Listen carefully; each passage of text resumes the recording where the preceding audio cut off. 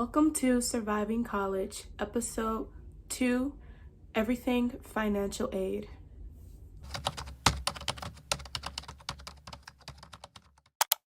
So in this video, I'm talking financial aid. This is purely my experience, just with a couple of tips, guys. I'm not breaking down a financial aid statement. I'm not doing any of that. I'm just giving you guys some tips on when you are looking at that financial aid and you have to accept or decline the offers, what some tips for how to do those things. So if you're a college student, watch this video, please watch this video.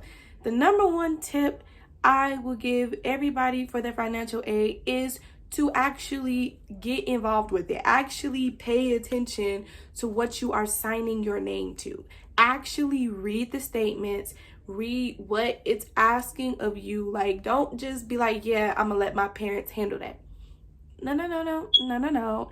You are now in a functioning adult. You're now an adult. You have to know what you are signing your name to, okay? Because at the end of the day, if you take a loan out, your name is on that loan, not just your parents' name. So you, at some point, you're gonna have to pay that loan out of your own pocket, pay that money out of your own pocket.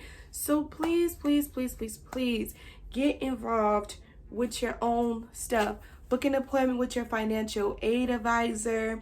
Don't be oblivious to what's going on with your finances, like your financial aid, because at the end of the day, it's your account. Like, ask about any scholarships, grants, what you qualify for. Take responsibility of your whole college financial situation. I'm actually grateful that I had my mother, because I was so confused, even like looking at my financial statement. I was so confused. So I'm so glad that I had her there. If you need help, guys, if you don't understand what is on the statements, like, actually ask somebody. Like, it is okay to say that you don't know. 90% of the undergrad freshmen do not know what is on their financial statement. Like, you need to look at your financial statement. Also, just a little tip, do not take an unsubsidized loan. Take a subsidized loan. A subsidized loan are loans that do not collect interest while you are in school. The government actually pays the difference of that interest. So do not take an unsubsidized loan. Take a subsidized loan. Little tip. Some other things considering your financial aid is make sure you actually know the requirements of your scholarships. Guys, read your financial aid statement. That is the biggest part of this entire video. Actually read your financial aid statement. Know the requirements of your scholarships. Do you have to keep a 3.5 GPA? Do you have a minimum of no C's? Do you have to take a minimum of 16 credits? Because the thing is, like, when you get into college, they're expecting you to know this stuff. Like, they literally they don't even break it down unless you actually go to your financial aid advisor. They actually don't even break down this stuff. Like, they literally just use these big words and they don't even tell you what this stuff means. So you have to do some searching yourself. You actually have to go and see for yourself what's this stuff mean, because you can actually lose scholarships if you don't meet those requirements. And if you feel like you can't meet the requirement of the scholarship, don't take it. Don't even take it, because you literally will just be wasting money, wasting your time, and you're gonna have to pay that stuff back at the end of the semester. You're gonna have to pay it back. Tip number 3, do not burn through your financial aid the first 2 years of college, because you do not get the same amount of financial aid your latter years. Your junior and your senior year, you do not get the same amount of money. As a matter of fact, you actually get less financial aid your junior and your senior year.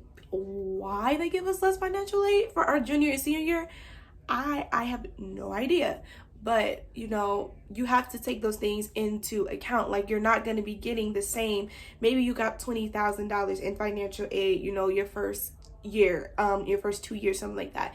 Your junior year, you only get like 10,000, and now you have an extra 10,000 to account for.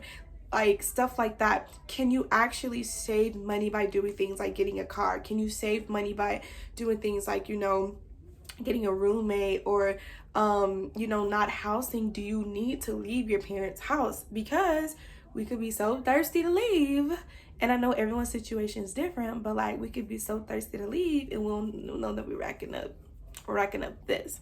What university do you want to go to? Do you want to go to a $50,000 university? Because you don't have to go to a $50,000 university. Do you only want to do community college? Do you want to do trade school? Do you want to do, there's so many different options. So you don't have to go to a university that's $90,000 and then by the time you get out, you're $100,000 in debt. Like, you don't have to do that route. And even with your major, every major is a different amount of money, actually. So I am in school for music education, and with the school that I go to, my tuition is about $40,000 a year.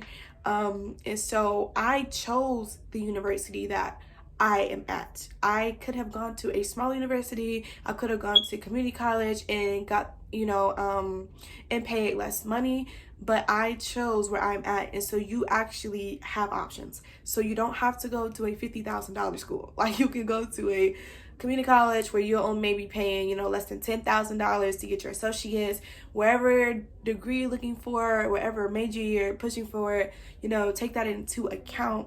When you're even thinking about financial aid, you have to take in your parents' situation, your situation, like all that stuff. Save up money, during the summer before you go to college. When you get that refund check, save the refund check. Actually do with the refund check what you say you're gonna do. Because you don't want to be like, well, I'm balling out, and then it's second semester and you're broke. So save the refund check. Those are just a little few tips that I wish that I would have had going into my freshman year, because I was confused most of the year. Y'all, I got one more little bonus point for you. Check your emails. I literally almost lost out on a really good scholarship because I did not check my emails.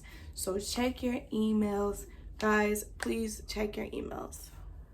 I know that this video was kind of like all over the place, but to like really sum it up, number one, please get involved with your own financial aid situation. Like, actually look at what's going on, like, ask questions, get help. Don't be oblivious to your personal financial aid statement. Number two, know the requirements so that way you can keep your scholarships, you can keep your financial aid. Number three, do not burn through your financial aid through the first 2 years. Explore your options, explore what works best for you and stick to what works best for you regardless. And number four, check your emails. Thank you guys for watching. Follow all of my social media that is in the description below. Check out my podcast, Burnday, on Spotify.